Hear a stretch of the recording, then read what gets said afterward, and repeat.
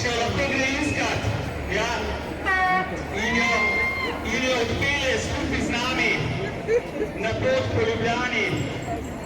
Tako je, evo, zdaj se nam bo približno za njeno lastno varnost, jo bomo nekako tole, ji bomo pomagali s tem, da jo prikrbimo, da se ne bo izgubila na poti. In potem predlagam, da se vsi na ekskluzivno turistično lokacijo, kjer bodo lahko skupaj izkusili radosti kontejnerskega glampinga v Ljubljani.